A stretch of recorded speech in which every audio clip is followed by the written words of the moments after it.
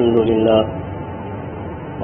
لله نحمده ونستعينه ونستغفره ونؤمن به ونتوكل عليه ونعوذ بالله من شرور أنفسنا ومن سيئات أعمالنا من يهده الله فلا مضل له ومن يضلله فلا هادي له ونشهد أن لا إله إلا الله وحده لا شريك له ونشهد أن سيدنا وسندنا ومولانا محمدا عبده ورسوله أرسله الله تعالى إلى كافة للناس بشيرا ونذيرا وداعيا إلى الله بإذنه وسراجا منيرا أما بعد فأعوذ بالله من الشيطان الرجيم بسم الله الرحمن الرحيم يا أيتها النفس المطمئنة ارجعي إلى ربك راضية مرضية فادخلي في عبادي وادخلي جنتي صدق اللہ العظیم۔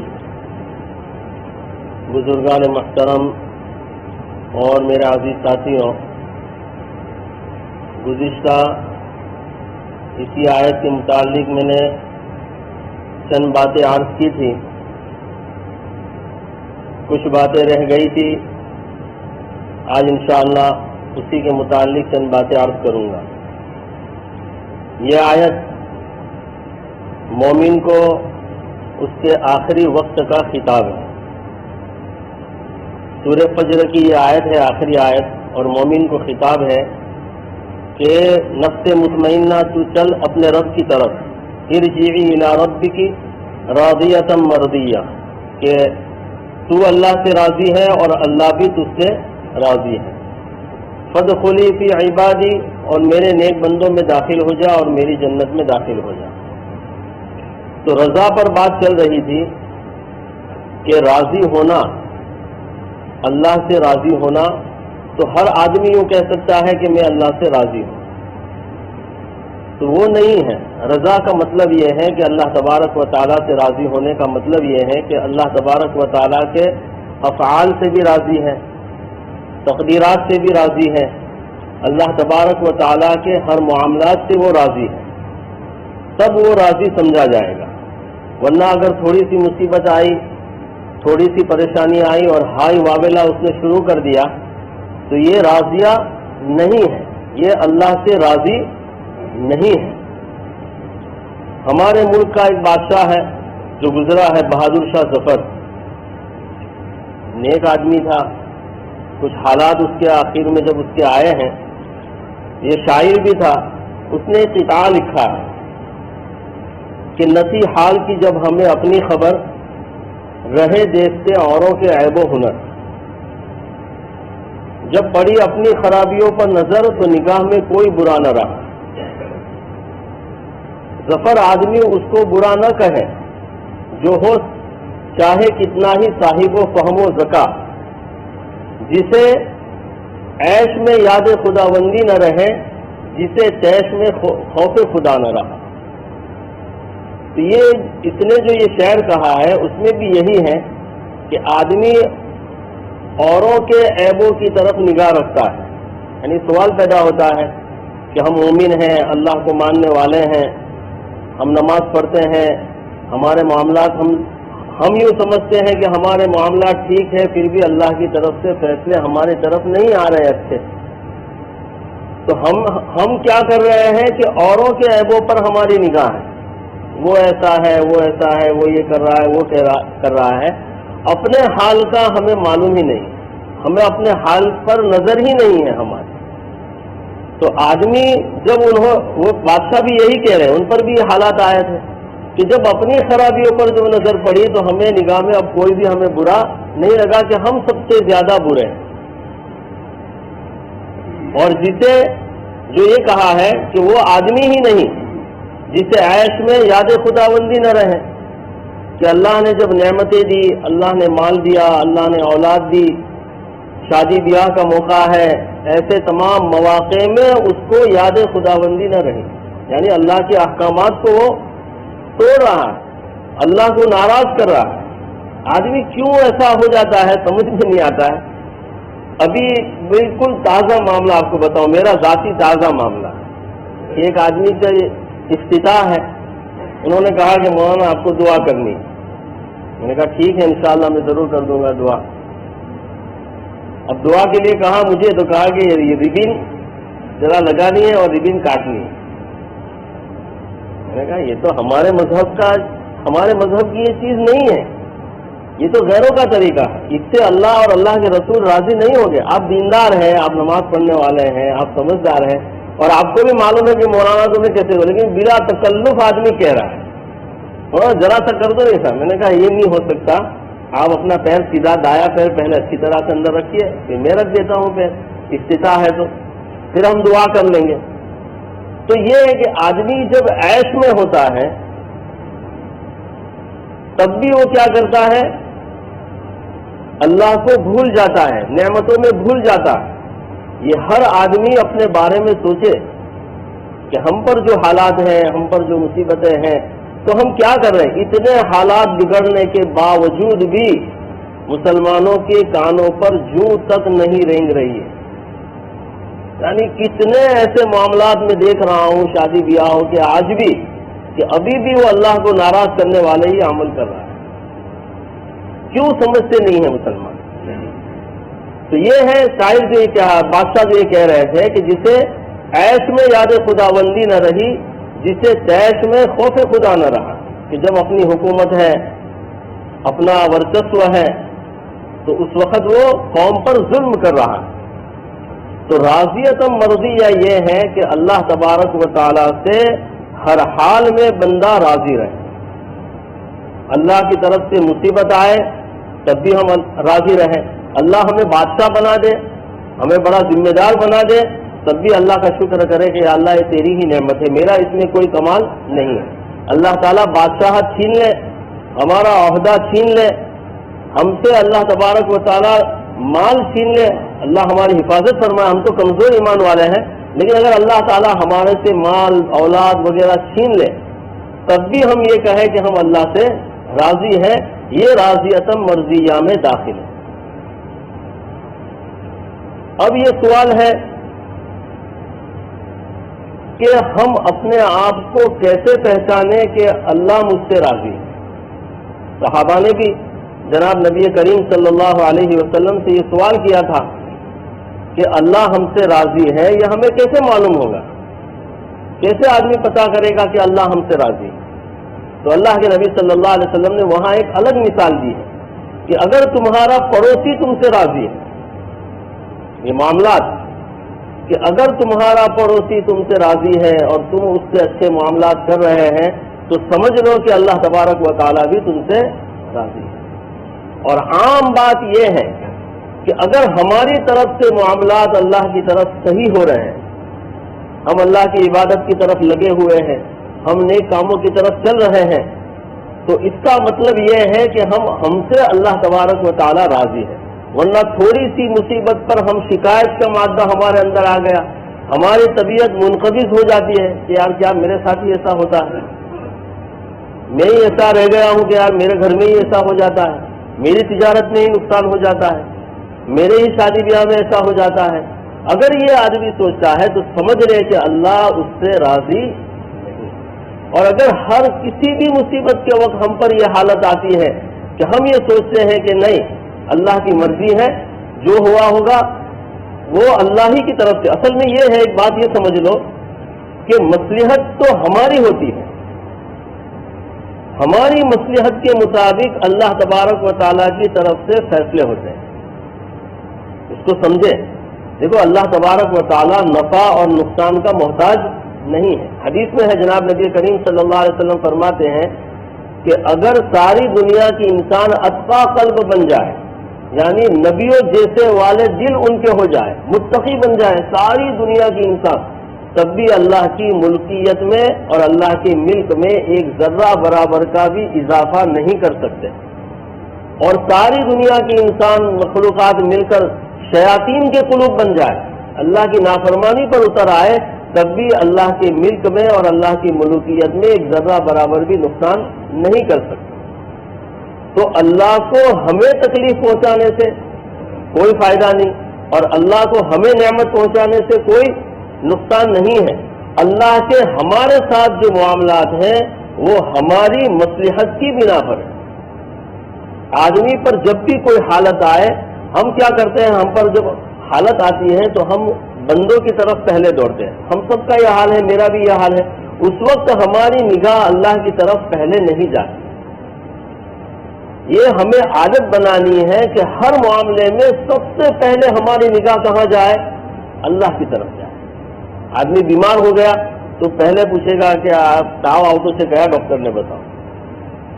کینسر نعوذ باللہ کسی کو ہو گیا، اللہ ہم سب کی حفاظت فرمائے، کہ بھائی کس کو بتاوے۔ ٹی بی ہو گئی تو بھائی کس کو بتاوے، فلانی چیز ہو گئی تو کس کو بتاوے۔ نہیں، سب سے پہلے ہمیں پتا چلا کہ ہمارے ساتھ یہ معاملہ ہوا ہے، ہمارے گھر میں یہ معاملہ ہوا ہے، تو ہم اللہ کی طرف رجوع کریں کہ یا اللہ میں تیرا کمزور بندہ ہوں، میں اس کا متحمل نہیں ہوں۔ میں تو اللہ سے یہی کہتا ہوں، مجھ پر جب کوئی پریشانی مصیبت آتی ہے، میں اس سے بتاتا ہوں کہ آپ بھی یہ عمل کریں، تو میں تو یہ کہتا ہوں کہ یا اللہ میں بہت کمزور بندہ ہوں، میں یہ حالات کو برداشت نہیں کر سکتا ہوں، یا اللہ تو مجھ سے اس حالت کو دور کر دے۔ ہم فوراً ہی دنیاوی، جیسے بیمار ہوئے تو فوراً ڈاکٹر کے پاس نہیں، پہلے اللہ کی طرف رجوع کرو کہ یا اللہ مجھے بخار آیا ہے نا۔ جناب نبی کریم صلی اللہ علیہ وسلم نے فرمایا ہے کہ تمہاری جوتے کا تسمہ بھی ٹوٹ جائے تو سب سے پہلے مدد کس سے مانگیں گے، اللہ سے، کہ اللہ میری چپل ٹوٹ گئی تو اس کے لیے گیس کا اسباب بنا اور میری اس کو صحیح، اس کو درست فرما۔ تو ہم پر جب کوئی معاملہ آئے، ہم پر جب کوئی حالات آئے تو ہم یہ سوچیں کہ یا اللہ میں تیرا کمزور بندہ ہوں، میں یہ حالت کو برداشت، میں راضی ہوں تجھ سے، میں تجھ سے ناراض نہیں ہوں، مجھے نقصان ہو گیا ہے تجارت میں، یا اللہ میں تجھ سے ناراض نہیں ہوں، لیکن میری ایسی حالت ہے کہ میں کمزور بندہ ہوں، تو مجھ سے اس حالت کو دور فرما۔ اگر یہ کیفیت ہمارے اندر پیدا ہو گئی تو انشاءاللہ تبارک و تعالی ہم اللہ سے راضی ہیں اور اللہ بھی ہم سے راضی ہے۔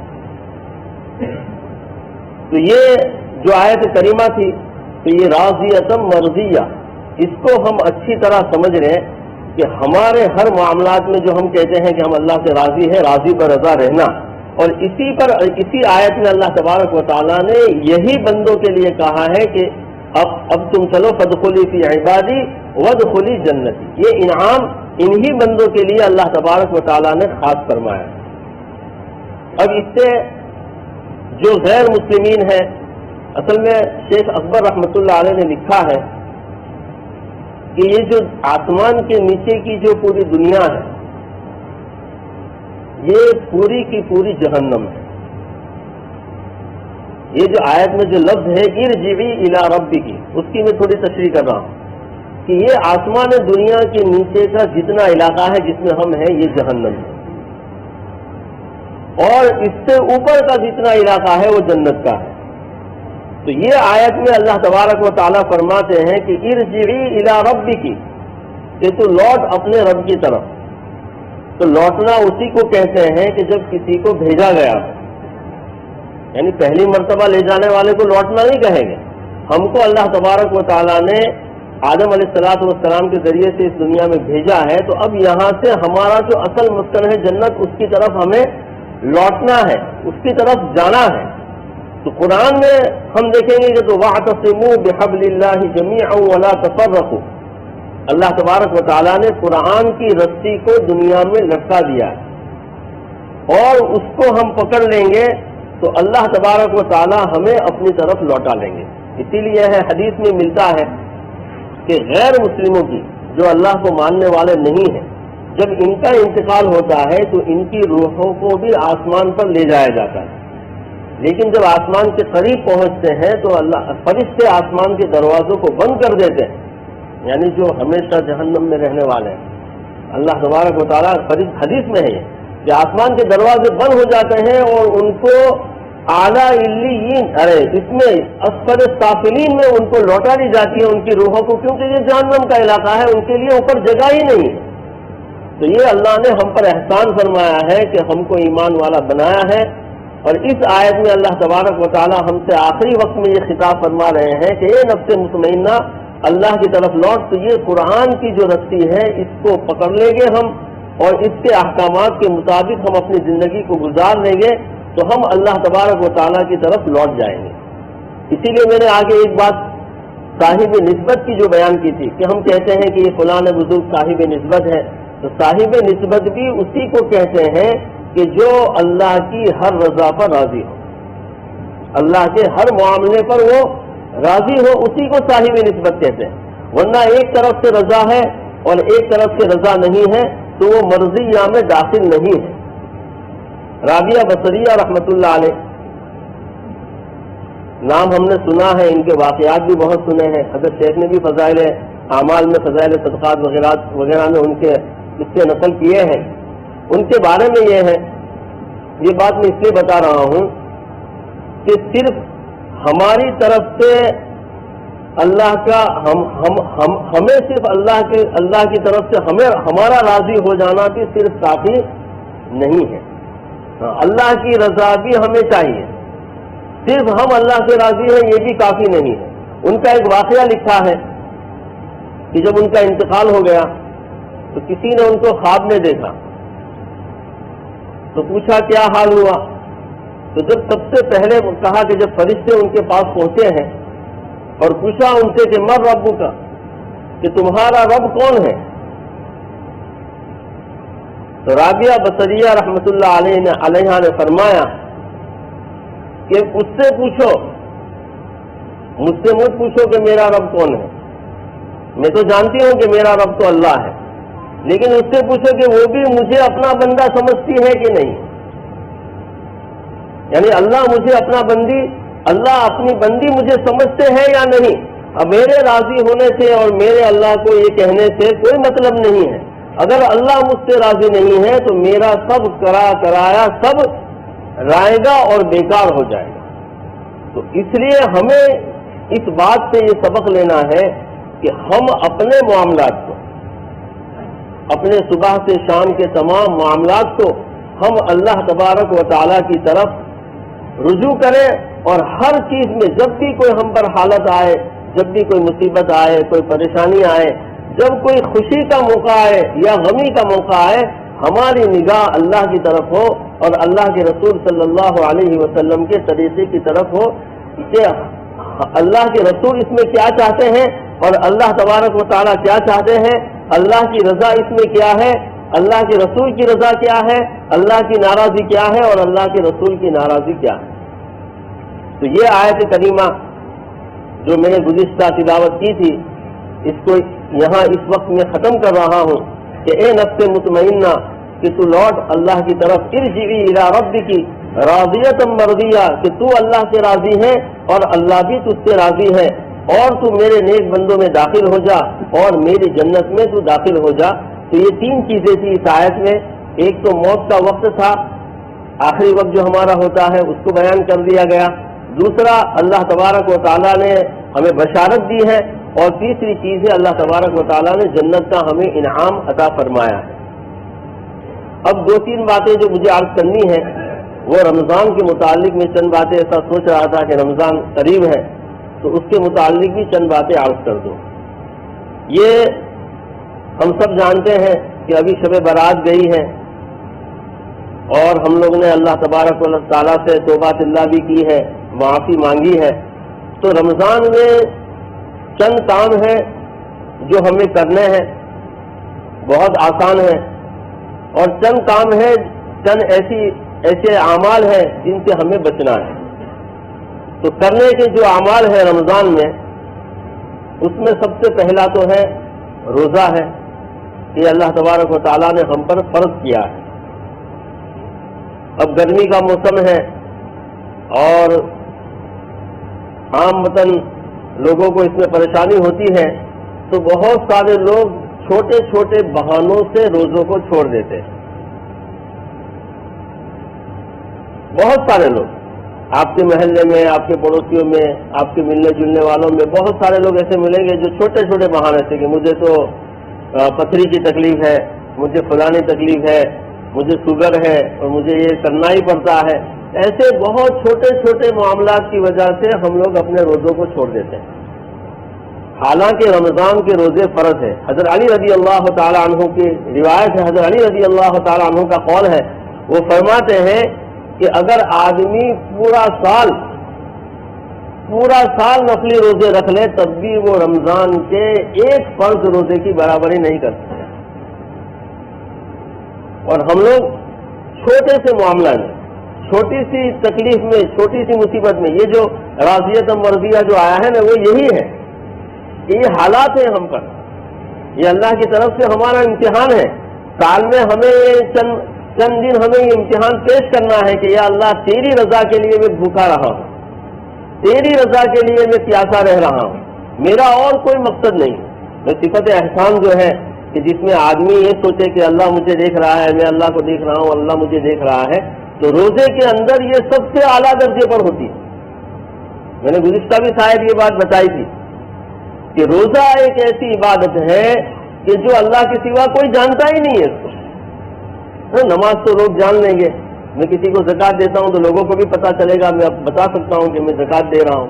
اس میں تو ریا داخل ہو سکتی ہے، نماز میں ریا داخل ہو سکتی ہے، لیکن روزے میں اگر کوئی کہے کہ ریا ہو ہی نہیں سکتی، کیونکہ چپکے سے ٹھنڈا پانی پڑا ہے گھر میں، اکیلا ہے، جا کر پی لے گا تو کس کو پتا چلے گا. تو روزہ یہ بہت عظیم الشان نعمت ہے، بہت عظیم الشان نعمت ہے. اسی لیے آپ سنیں گے، خطبے میں سنتے ہیں، بیانوں میں سنتے ہیں کہ انا اجزا بھی. اس کی تفسیر کی ہے کہ اللہ تبارک و تعالیٰ فرماتے ہیں کہ عبادتوں کے بدلے تو بہت سارے ہیں، جنت میں یہ ملے گا، حور ملے گی، فلانی ملے گا، یہ ملے گا. جنت میں بہت ساری نعمتیں بہت ساری عبادتوں پر ملے گی، لیکن روزے کے بارے میں کہیں کچھ بیان نہیں کیا. روزے کے بارے میں اللہ نے فرمایا کہ میں خود ہی اس کا بدلہ ہوں، یعنی سب سے بڑی نعمت. تو یہ جو روزہ ہے اس کا ہمیں سب سے زیادہ اہتمام کرنا ہے. اور جو ہمارے بالغ بچے ہو گئے، ہم ان پر ترس یہ نہ کھائے کہ بیچارہ بھوکا پیاسا، ترس یہ کھائے کہ یہ کیسے روزہ رکھ لے، کیسے یہ آسانی سے روزہ رکھ لے، اس کی ہم فکر کریں. اور ہم لوگ بھی یہ فکر کریں کہ ہم لوگ بھی رمضان سے پہلے ایسی تیاری کر لیں، ایسے اسباب بنا لیں کہ ہمیں رمضان میں تھوڑی پریشانی تھوڑی کم ہو جائے، ہمارا کاروبار تھوڑا ہم کم کر لیں، ہماری تھوڑی مشغولیت تو ہم تھوڑی سی کم کر لیں تاکہ روزے میں آسانی رہے. عقل مند آدمی وہ ہے جو اس سے پہلے اس کی تیاری کر لے. اب یہ ہم کھانے پینے کی تیاری کر لیتے ہیں رمضان میں، لیکن چلو وہ بھی ٹھیک ہے ایک درجے میں کہ رمضان میں ہمیں کچھ لانا کرنا نہ پڑے، اس سے پہلے ہم لا کر رکھ دیں تاکہ ہمارا وقت اس میں ضائع نہ ہو. تو روزے کے اعتبار سے، ہمارے کام کے اعتبار سے بھی ہم تھوڑا سا ایسا انتظام کر لیں کہ رمضان میں ہمیں زیادہ باہر نکلنا نہ پڑے، زیادہ تکلیف نہ آئے کہ روزے میں ہمیں تکلیف ہو. تو روزہ یہ سب سے بڑی عبادت ہے رمضان کی. دوسری عبادت ہے اس کے بعد تراویح کی، کہ قوموا لیلہا وصوموا نہارہا، کہ رمضان کی رات کا قیام. میں نے گزشتہ بھی یہ بتایا تھا کہ رمضان کا جو اصل قیام ہے وہ تراویح ہی ہے. اس میں بھی ہم لوگ بہت کوتاہی کرتے ہیں. بھائی سال میں 30 دن یہ ہمیں ملے ہیں، 29 یا 30 دن جو خصوصی انعام ہے ہمارے اوپر، اور یہ قیام کا ہمیں یعنی اللہ کے سامنے کھڑے ہونے کا ایک موقع ملتا ہے. اس میں بھی ہم لوگ سستی کرتے ہیں، 2-4 دن 8 دن 10 دن پڑھتے ہیں اور پھر ہم اس سے بھاگ جاتے ہیں. تو تراویح کا بھی ہم خصوصی طور پر اہتمام کریں. اللہ تبارک و تعالیٰ اس پر ہمیں بہت سارے انعامات دیں گے. اور تیسری چیز ہے کلام اللہ کی تلاوت. اسی لیے ہمارے بعض بزرگ فرماتے ہیں کہ رمضان کا سب سے بڑا وظیفہ کیا ہے. لوگ پوچھتے ہیں بھائی یہ وظیفہ یہ وظیفہ یہ وظیفہ. رمضان کا سب سے بڑا وظیفہ ہے قرآن پاک کی تلاوت.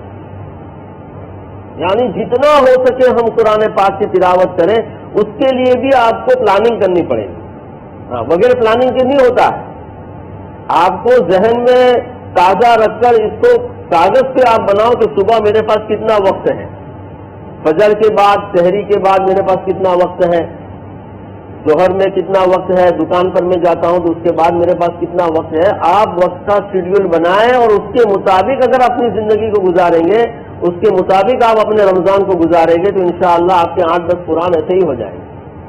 ہاں 1-2 قرآن کی بات نہیں کر رہا ہوں میں، کم سے کم 8 سے 10 قرآن ہر آدمی آسانی سے پڑھ سکتا ہے. اس وقت ہم اس کے بارے میں سوچتے ہی نہیں ہیں، ہم کوئی پلاننگ ہی نہیں کرتے. اور اب تو بہت آسان ہے، موبائل میں بھی قرآن اب ہم رکھتے ہیں. بہت سارے لوگ ہیں جو موبائل میں بھی قرآن آ گیا ہے تو اس میں بھی رکھ سکتے ہیں. اس کے لیے صرف ہمارا وضو ہونا ہمارے لیے کافی ہے، ورنہ کلام پاک کو اٹھا کر لے کر ہمیں ہر جگہ جانا تو ہمارے لیے مسئلہ تھا. کہ ہم اس کو لے کے کہاں رکھیں گے، کہاں کہاں اس کو رکھنے کے لیے انتظام کرنا پڑے گا۔ موبائل میں آسان ہے، اس میں مسئلہ یہ ہے کہ اگر جب آپ اس ایپ کو کھولتے ہو، جب موبائل میں قرآن کا جو ایپ ہے اس کو جب آپ ٹچ کرتے ہو تب آپ کا وضو ہونا ضروری ہے، ورنہ ایسے آپ کے موبائل میں قرآن ہے، آپ بغیر وضو کے اس کو چھو سکتے ہیں، وہ قرآن نہیں ہے۔ لیکن جب آپ اس ایپ کو کھول رہے ہیں، آپ جب اس کو ٹچ کر رہے ہیں اور قرآن کو آپ کھول رہے ہیں تو اس وقت آپ کا وضو ہونا ضروری ہے۔ تو ہم وضو میں رہیں، باوضو رہنے کی ہم عادت بنا لیں گے، اس میں روزی میں بہت زیادہ برکت ہے۔ اللہ کے نبی صلی اللہ علیہ وسلم نے فرمایا ہے کہ اگر آج کسی کو روزی کی تکلیف ہے تو وہ ادھر ادھر کے وظائف میں نہ جائے کہ یہ وظیفہ پڑھ لو، یہ وظیفہ، آج روزانہ ایک نیا وظیفہ ملتا ہے روزی کے لیے، روزانہ۔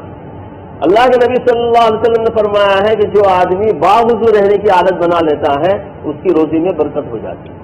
تو اگر رمضان میں بھی ہم نے یہ عمل کر لیا کہ ہم جب بھی جاگتے ہیں، اٹھے، ہم استنجا وغیرہ سے فارغ ہوئے، نیند سے فارغ ہوئے، تو ہم کیا کر لیں، وضو بنا لیں، اور جہاں ہم کو موقع ملا موبائل لے لیا، ہم نے قرآن لے لیا، 10 منٹ 15 منٹ ہم نے قرآن پاک کو پڑھ لیا، تو انشاءاللہ تبارک و تعالی ہمارا رمضان صحیح گزرے گا، اور پھر اس کے نتائج پورے سال رمضان کا اثر رہتا ہے۔ 11 مہینے پورے سال، جیسا آپ کا رمضان گزرے گا ایسا آپ کا پورا سال گزرے گا۔ اللہ تبارک و تعالی ہم سب کو کہی سنی باتوں پر عمل کی توفیق عطا فرمائے، اور آنے والا مہینہ جو رمضان کا ہے اللہ تبارک و تعالی ہمارے لیے آسانیاں پیدا فرمائے، روزے میں آسانی فرمائے، اور ہماری تراویح میں اور ہماری عبادتوں میں اللہ تبارک و تعالی آسانی فرمائے، اور ہمیں اس کی قوت عطا فرمائے۔ وما توفیق الا باللہ۔